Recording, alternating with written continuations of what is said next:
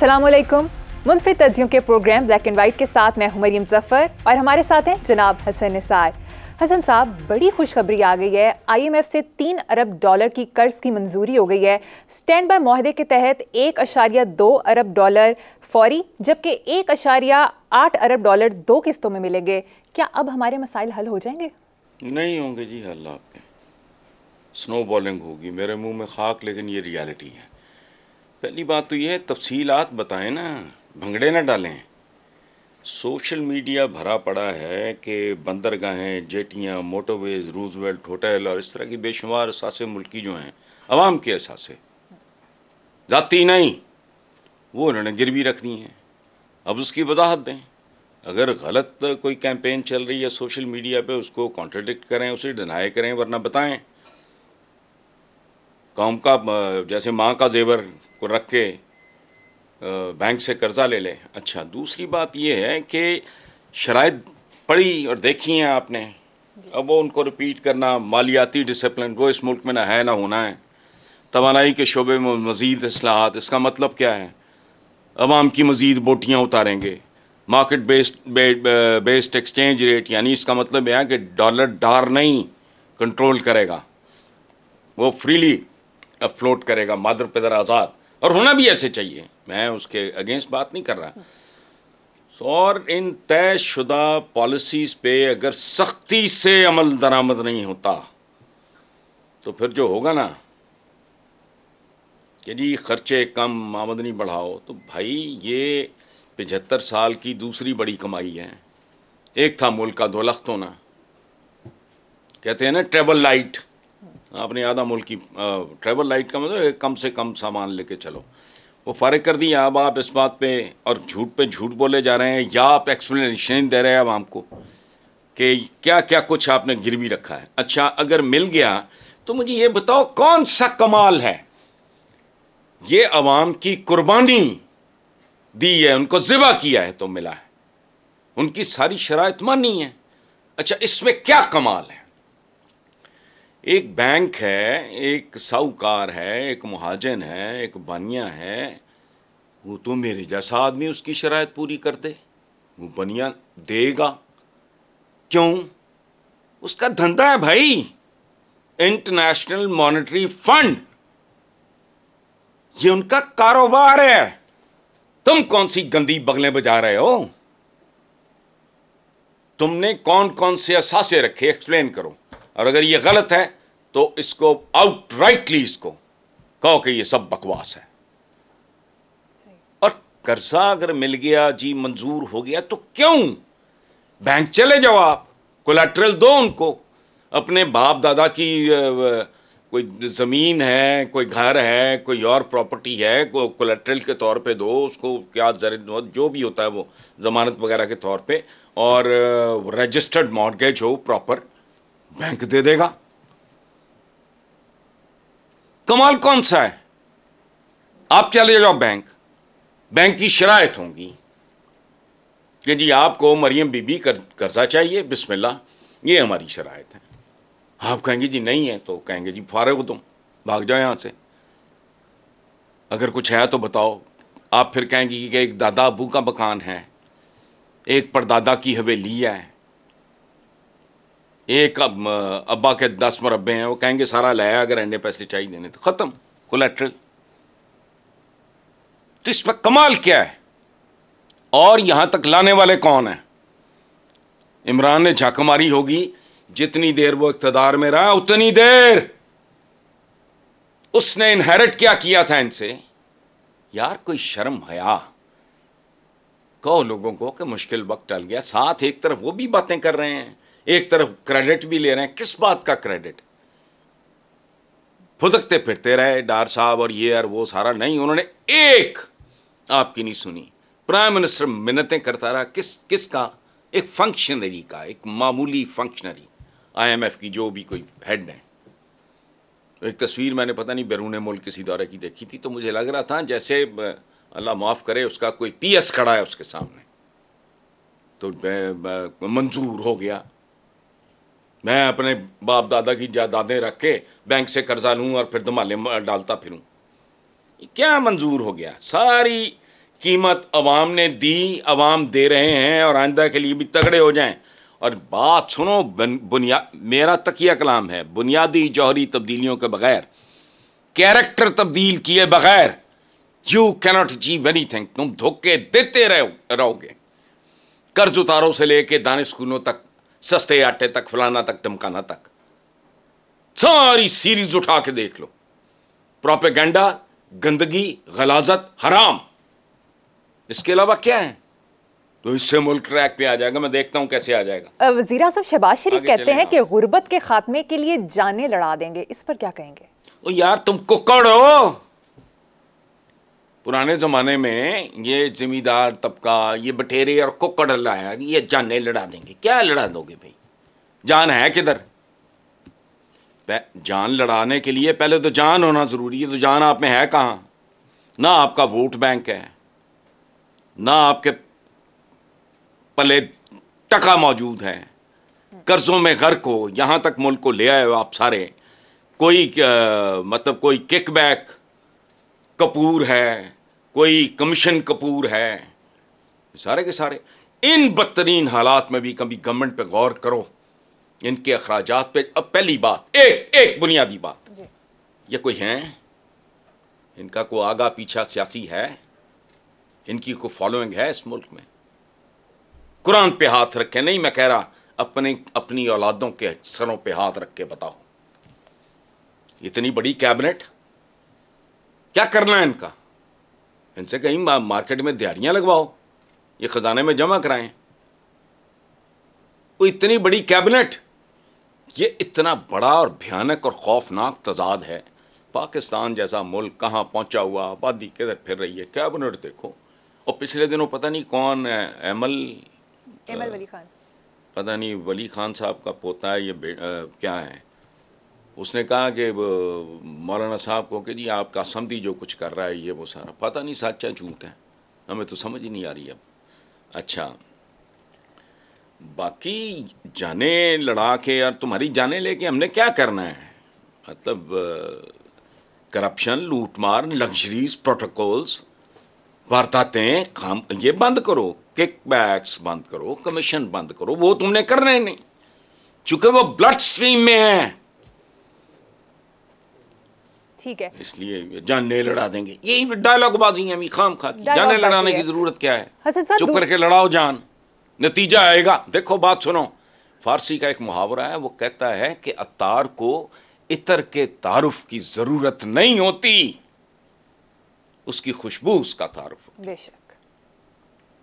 तो करतूत अपने भाई हसन साहब बता देगा, दूसरी तरफ लोगों के पास खैर जाएगी, खूबसूरती जाएगी, सहूलत जाएगी, आसानी जाएगी, फरावानी जाएगी, लोग तुम्हें दुआएं देंगे, तुम्हें कुछ कहने की जरूरत ही नहीं।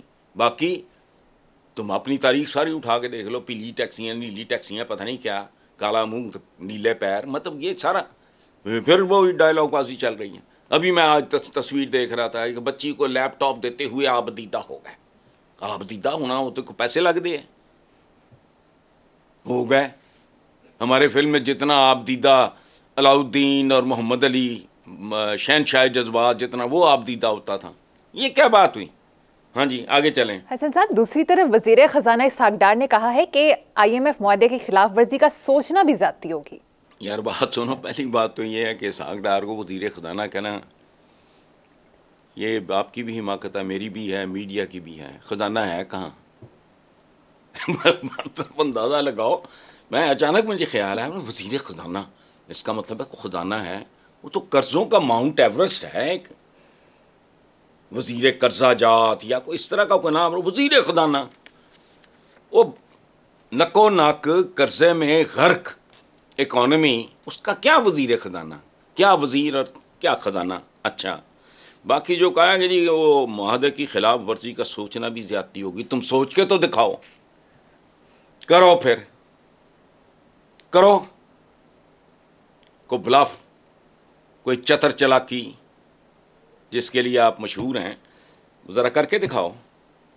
ये आप अवाम के साथ कर सकते हो, भूखे नंगे, नीम खांदा, जाहिल, कमज़ोर, बेबस, भूखे, उनके साथ तुम ज्यादती कर सकते। IMF के साथ करो खतरा, सोचना भी ज्यादती होगी। भुड़क रहे थे ना, सारी उन्होंने निकाल दी हैं, सारी फुर्तियाँ सीधे करके रख दी है। करो ज्यादती, फिर देखो तुम्हारे साथ होता क्या है। ज्यादती करो, फिर क्या होगा मेरे महबूब? कयामत होगी। आज रुस्वा तेरी गलियों में मोहब्बत होगी। IMF से कोई क्लीन चिट नहीं मिलेगी, डर्टी चिट मिलेगी। करो, सोचना भी ज्यादती है। वैसे तो अवाम के साथ जुल्म ज्यादती करना भी बड़ी ज्यादती है। उनके साथ करो, तगड़ों के साथ, बताएंगे किस भाव बिकती है। ठीक है, आगे चलते हैं हसन साहब। साबिक स्पीकर कौमी असम्बली और नून लीग के सीनियर रहनुमा अयाज सादिक ने कहा है कि किसी भी पार्टी पर पाबंदी का मामला जेर गौर नहीं। अजय, बड़ी दिलचस्प बात है। मुझे चंद लोग नून लीग के मुझे बहुत अच्छे लगते हैं। राना सनाउल्लाह भाइयों की तरह हैं। अयाज सादिक से मेरी मुलाकात ना होने के बराबर है, लेकिन नफीस आदमी जो एक आध दो दफ़ा मिले, और ख़ानदानी आदमी, अच्छा बेहतर बहुत बंदा, देखने में भी अच्छा, वो सुनने में भी अच्छा। तो एक अच्छे आदमी ने एक अच्छी बात की है कि आप कि किसी भी पार्टी पर पाबंदी का मामला ज़ेर गौर नहीं है, होना भी नहीं चाहिए, बंदे का भी नहीं। लड़ने दो उसको इलेक्शन, भले जेल में रखो,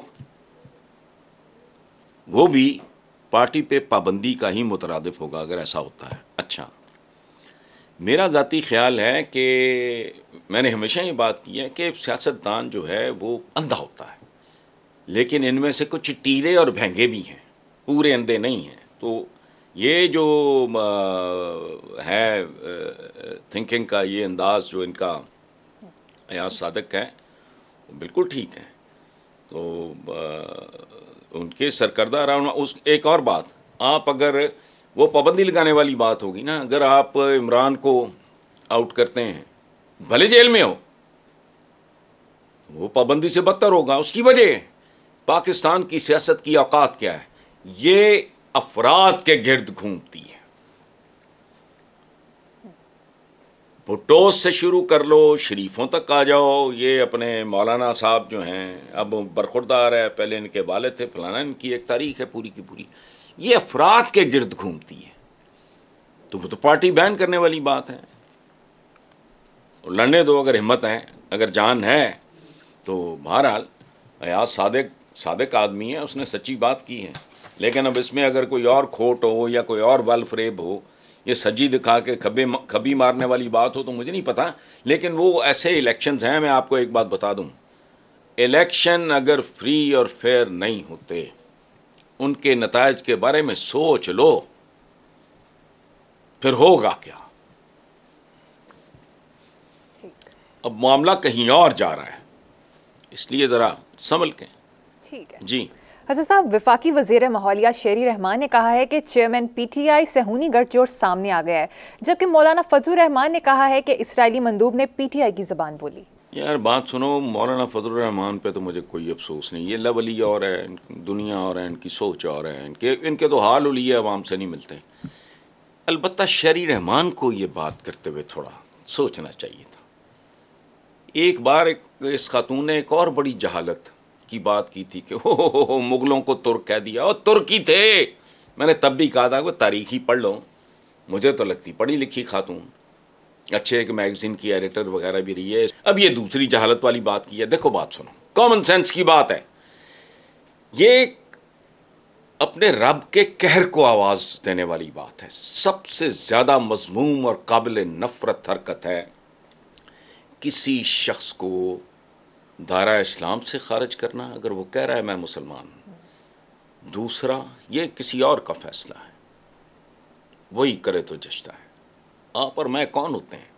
अच्छा, दूसरा, जब कोई कहता है कि फलां गद्दार है, घिन आती है मुझे। अच्छा, इसको भी छोड़ दो, मैं बकवास कर रहा हूँ। बात सुनो, पूरी दुनिया की आबादी जो है जूस की, वो 8 अरब है। नहीं, पूरी दुनिया की आबादी 8 अरब है। जूस की तकरीबन कोई 1 करोड़ 60, 2 करोड़। पूरी दुनिया वो उंगलियों पे नचा रहे हैं। नोबेल प्राइज विनर्स में उनका इतनी सी आबादी का हिस्सा उनका 22% है। आपको एक भी नहीं मिला। एक मिला एक ऐसे आदमी को जिसको आप फोन ही नहीं करते, डॉक्टर अब्दुल सलाम।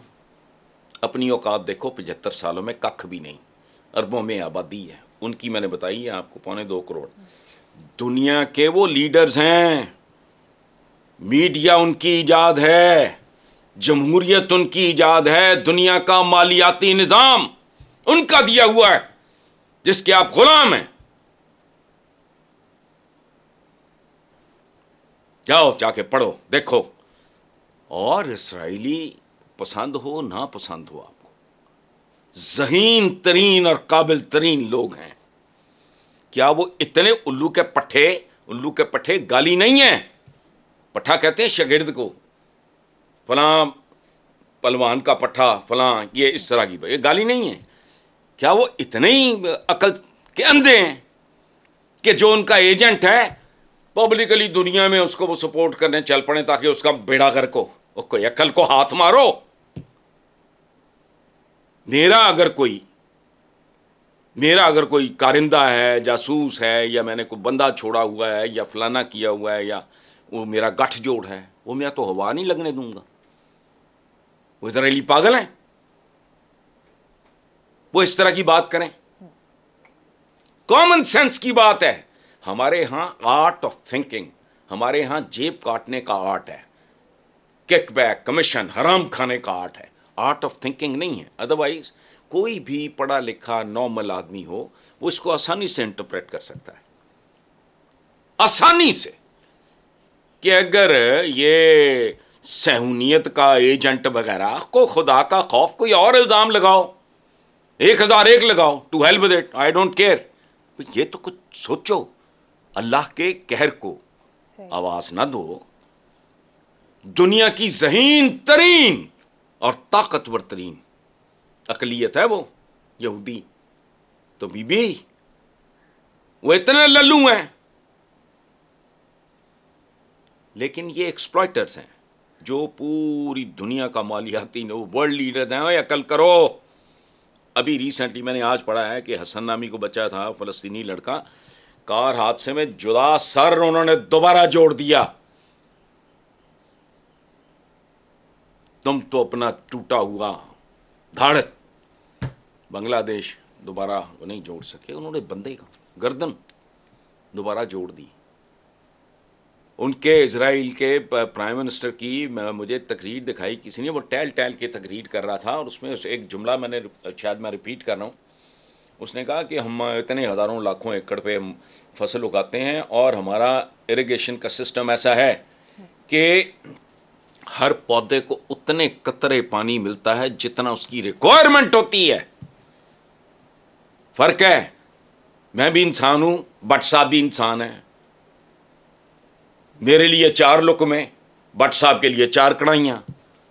तो पौधों का भी अपनी रिक्वायरमेंट होती होगी, हम तो जाहिल लोग हैं, मुझे तो नहीं पता। अच्छा, तो इतने चुगद, इतने अहमक, कितने बेवकूफ़ यहूदी जिन्होंने पूरी दुनिया को नचाया हुआ है कि वो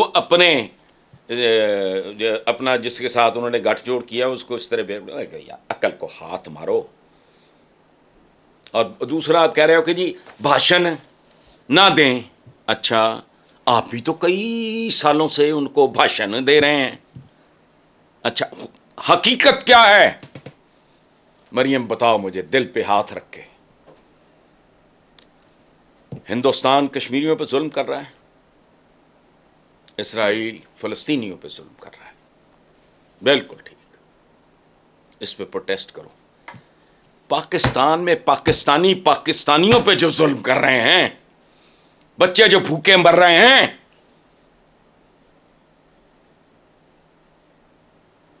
उस पे भी कभी एहतजाज करो। अपने घर का तुम्हें कोई अपनी मंजी थले डांग नहीं फेरनी, अपना गिरेबान कभी इसमें झांको। इस मुल्क में बेरोजगार कितना है, इस मुल्क में कितनी खुदकुशियां होती हैं। वाह, वो फ़लस्तीनियों पे जुल्म करें, गलत है, बिल्कुल गलत है। भारत मासूम निहत्ते कश्मीरियों पे जुल्म करे, लानत है। तुम अपने लोगों के साथ जुल्म करो, तुम्हारी जायदादें, तुम्हारे असासे, तुम्हारे बैंक अकाउंट्स फूलते फलते जाएं, लोग सुकड़ते चले जाएं, उस पे नहीं एहतजाज। और दूसरी और आखिरी बात सुनो, तुम्हारा दुश्मन भी अगर तुम्हें बात दुरुस्त करे, पढ़े लिखे खानदानों में बचपन से बंदा सुनता है कि ये मत देखो कौन कह रहा है, ये देखो क्या कह रहा है। एक बंदा है जिसे मैं पसंद नहीं करता, मेरे उसके साथ ताल्लुकात नहीं, बोलचाल नहीं, वो अगर कहीं बैठ के ये कहे कि यार हसन साहब इज अ चेन स्मोकर, तो उसको सिगरेट नोशी छोड़ देनी चाहिए, ये कम कर देनी चाहिए। मैं आगे से भौंकना शुरू कर दूं कि हमें भाषण ना दो, मैं उसकी बात मानूं ना मानूं, बात तो उसकी ठीक है। वो चाहे मेरा दुश्मन हो, मेरा को राइवल हो, मेरा को हासिद हो, अगर वो बात ठीक कर रहा है तो भाई ठीक कर रहा है। इतना खोखला जुमला है, इनका मजाक उड़ता होगा, जिसे थोड़ी सी भी अकल होगा वो कहेंगे वाल इन्ने बेवकूफ ने यहूदी कि अपने एजेंट के बारे चो खुल के सामने आ गए ताकि वो मजीद जलील हो। सुभान अल्लाह। ठीक है हसन साहब, मुझे यहाँ पर एक छोटी सी ब्रेक लेनी है, देखते रहिए Black and White. Welcome back. Hasan साहब, नवाज शरीफ ने बड़ा ऐलान किया है कि वतन वापसी पर जेल जाना पड़ा तो कोई परवाह नहीं। मुसलमानों की तारीख में देखो बड़े बड़े दलेर, जांबाज और बहादुर लोग गुजरे हैं। मोटे मोटे नाम जो वो याद आ रहे हैं, मोहम्मद बिन कासिम है, Salahuddin Ayyubi, Amir Taimur, Daud Shekhar, Salman the Magnificent, 3 continents पे दलेरी की इंतहा, ज़हीरुद्दीन बाबर, शेर शाह सूरी और शहाबुद्दीन गौरी। तराइन की पहली जंग हारा, दूसरी में उसने पृथ्वीराज का नामो निशान मिटा दिया, टीपू सुल्तान। और अब एक मुद्दत के बाद शेर बबर नवाज शरीफ। 3 कॉन्टिनेंट्स पे हुकूमत तुर्कों की, ये उनको पीछे छोड़ गए। उनसे ज़्यादा कॉन्टिनेंट्स पे इनकी शुजात की दास्तानें।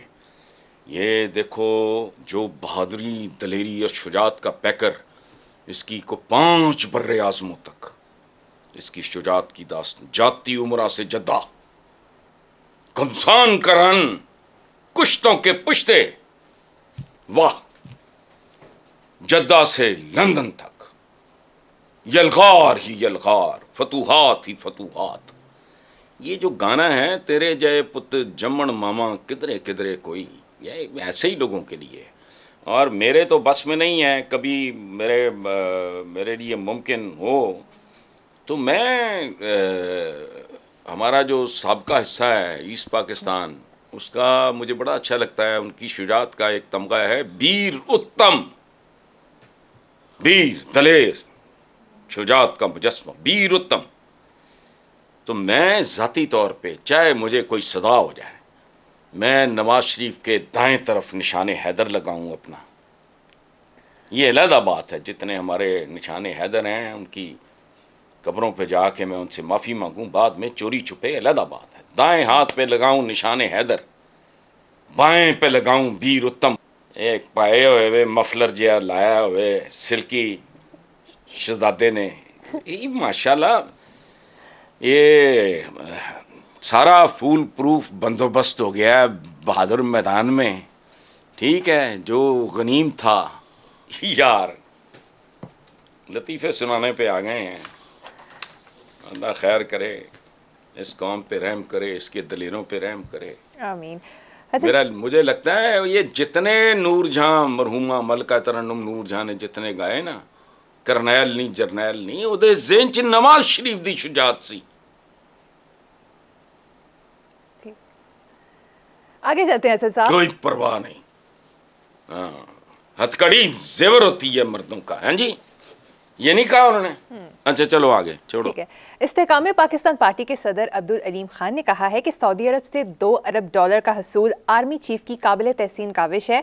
अब हमें मालियाती डिसिप्लिन यकीनी बनाना होगा। ये पहले भी बेसिकली कभी फ्रंट पे तो कभी पीछे सीरियसली लिया इन्हीं को जाता है।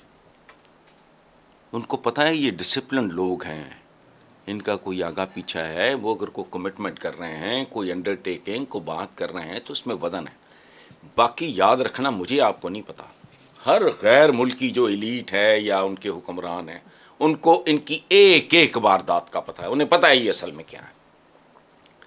तो इसमें डेफिनेटली होगा, आर्मी चीफ का रोल होगा। ठीक है, पहले इस तरह के दौरों पे बाजवा साहब जाया करते थे। अच्छा, ये तारीख़ है हमारी, नई बात नहीं है। ये जो बात की ना अब्दुल अलीम ख़ान साहब ने, ये लोग कहते हैं, मैं लोगों को टोक देता हूँ को अलीम ख़ान का है, तो मैं कहता हूँ अब्दुल अलीम। अलीम अल्लाह पाक का सिफाती नाम है। अच्छा, तो अब्दुल अलीम ख़ान ने जो बात की है ना कि मालियाती डिसिप्लिन, तो ये हरफ आखिर है, चूँकि ज़िंदगी नाम ही डिसिप्लिन का है। मेरे जिस्म में खून से लेके अगर ना हाई है ना लो है, मेरा हार्ट बिहेव कर रहा है, अपने डिसिप्लिन में है, मेरा लिवर डिसिप्लिन में है, मेरा दिमाग तो मैं हेल्दी हूँ। बीमार आदमी का जिस्म दरअसल डिसिप्लिन के खिलाफ, कायनात डिसिप्लिन पे चल रही है। सूरज कभी अगर 1 महीने के लिए छुट्टी पे चला जाए या जबरी रुखसत पे भेज दिया जाए, डिसिप्लिन है, साइकिल है, क्या सुभान अल्लाह, भाप है वो, फिर बादल बनती है, बरसती है, फिर बर्फ, फिर वो पिघलती है, फिर वो नदी नाले आबशार दरिया और समंदर, सुभान अल्लाह। डिसिप्लिन देखो, हमारे एक क्लासिकल शायर, मैं उनका नाम भूल रहा हूँ इस वक्त, उनका एक शेर है, सुनो। जिंदगी क्या है अनासिर में ज़हूर तरतीब, और तरतीब ही तो डिसिप्लिन है। जिंदगी क्या है अनासिर में ज़हूर तरतीब, मौत क्या है इन्हीं अज्जा का परेशान होना। और जिंदगी माशरों की भी होती है, माशरों की जब मौत वाक़ई होती है तो वो डिसिप्लिन से फारिग हो गए होते हैं, सो कुदरत उनको फारिग कर देती है। हसन साहब, इससे अब्दुल अलीम खान साहब ने यह भी कहा है कि चौधरी सरवर जल्द IPP ज्वाइन कर लेंगे। देखें, पहली बात तो ये है कि PTI का उसी दिन ही बोलू राम हो गया था जिस दिन उन्होंने चौधरी सरवर, अब्दुल अलीम ख़ान, जहांगीर तरीन, वो पीपल्स पार्टी के नदीम अफसल चंद, फौरी तौर पे मुझे नाम ये लोग गंवाए ना, तो उस दिन उनका बहुत कुछ खो गया था। ठीक है, जैसे चमचे खर्चे होते हैं ना, जो वो एक ऐसी बात करते हैं जो आप सुनना चाह रहे हो, जो जिसमें इतनी अखलाकी जरूरत हो कि वो इख्तलाफ कर सके, ये नौबत ही ना आती अगर इस तरह के लोग होते। बहरहाल इसको छोड़ें आप। चौधरी सरवर अगर ज्वाइन कर ले इनको, अच्छा, पहली बात ये है कि इन्होंने अपना जो इंतखाबी निशान, जो मैंने अखबारों में पढ़ा है, वो बड़ा खूबसूरत रखा है, बड़ा खूबसूरत उकाब, लेकिन उसमें थोड़ा सा एलिमेंट नहूसत का है। चूँकि मैं परवेज़ मुशर्रफ साहब के साथ मेरा बहुत अला ताल्लुक़ था, अल्लाह उन्हें गरीक रहमत करे, वो उन्होंने भी अपनी जो पार्टी बनाई थी उसका नाम नाम नहीं, वो क्या सिंबल वो था, तो इन्होंने रखा। पार्टी का नाम रखने में ये थोड़ी भूल चूक कर गए। एक खातून अच्छी पढ़ी लिखी है, वो इंटरव्यू कर रही थी अब्दुल अलीम ख़ान साहब का ही चंद दिन पहले, तो उसके मुंह से हय्यत, चलो वो तो छोड़ो, उर्दू कमज़ोर होगी, उसको सही तरीके से इस्तेकाम कहना नहीं आ रहा था, इस्तकाम कर रही थी। तो पता नहीं, बहरहाल जाने लोग हैं, उन्होंने ठीक ही नाम रखा होगा। लेकिन जिस दिन चौधरी सरवर ज्वाइन करेंगे इनको इस्तेकाम में, पाकिस्तान पार्टी में, मैं जश्न मनाऊंगा और बहुत सारे अपने करीबी प्यारे दोस्तों को इनवाइट करूंगा, सेलिब्रेट करूंगा। लेकिन उसमें ना चौधरी सरवर होंगे ना अब्दुल अलीम ख़ान होंगे, क्योंकि मेरा जश्न ज़रा बकरी टाइप का होता है, लेकिन जश्न मैं मनाऊंगा। Excellent if he joins them, बहुत ये बड़े ज़बरदस्त मज़े के लोग हैं। और चंद दिन पहले मैं ये भी चलते सुन लो, इंटरव्यू में देख रहा था चौधरी सरवर का, कोई किसी चैनल पे एक बात उन्होंने की कि ये वो लोग हैं, उन्होंने बड़े उस बंदे का पैशन है एक, और लोगों को ये नहीं पता कि उनकी जो अहलियाँ हैं वो खामोशी से क्या कुछ करती हैं। अच्छा, उनका एक पैशन है ये जो ड्रिंकिंग वाटर, साफ़ सुथरा खूबसूरत पानी लोगों को मिले। तो जब ये गवर्नर थे नून लीग के, तो उसके हवाले से वो बात कर रहे थे, मैं टीवी की बात कर रहा हूँ, उन्होंने कहा ये लोग तो लोगों को पीने का पानी देने में भी रोकड़ा ढूंढते हैं। तो चॉइस सर्वर जेन्युइन आदमी तो अच्छा, बहुत खूबसूरत बात है। एडवांस मुबारकबाद अगर ऐसा हो जाए, वरना मुझे तकलीफ होगी बहुत। अच्छा ठीक है, ऐसा प्रोग्राम में शामिल करेंगे एक ब्रेक, देखते रहिए Black and White. Welcome back. Hasan साहब, मौलाना फजलुर रहमान ने एक बड़ी दिलचस्प बात की है कि साबिक डीजी ISI फैज हमीद ने मुझे चेयरमैन सेनेट बनाने की पेशकश की, मगर मैंने ये पेशकश ठुकरा दी। कोई भूल रहे हैं मौलाना, इनको वजारत उज़्मा की पेशकश की होगी। चेयरमैन सेनेट उनके कोई शान शान तो नहीं है। आप देखें समझी वहाँ मतलब ठीक ठाक कारोबार जा रहा है, तो उस मंदे में मतलब वजारत उज़्मा की होगी, लेकिन उन्होंने सोचा होगा कि हालात नहीं ठीक, जब मुनासिब वक्त होगा कर लेंगे। तो रात गई बात की। और दूसरी बात यह है, अब फैज़ हमीद साहब को तो मैं जानता नहीं, पूछ भी नहीं सकता। उनको चाहिए को बताएं कि वाकई को इस तरह की ऑफ़र दी थी। फजूल बात है, लोग जब चले जाते हैं उनको अगर याद करना हो तो अच्छे लफ्ज़ों से करो। इसमें मेरी ज़िंदगी में एक एक्सेप्शन है और उसका नाम है ज़ियाउल हक, क्योंकि मैंने उसकी ज़िंदगी में भी जेल काटी है जब वो अपनी पीक पे था। और वो मुझे इसलिए बुरा लगता है कि वो एहसान फरामोश था। अच्छा आदमी, भला आदमी, कुछ हो सकता है, एहसान फरामोश नहीं होता। हमें यही सिखाया गया है, और वो बहुत बड़ा एहसान फरामोश था। बहरहाल इनको छोड़ो। हसन साहब, वजीर दिफा ख्वाजा आसिफ का, फैज़ हमीद साहब से कौन पूछें?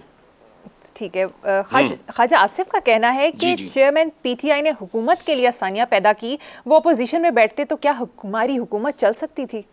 सुभान अल्लाह, ये ख्वाजा आसिफ की दयानतदारी की इंतहा है, और बदनसीबी की इंतहा ये है कि एवरीबडी न्यू, चौधरी परवेज अलई से लेके किसने नहीं समझाया।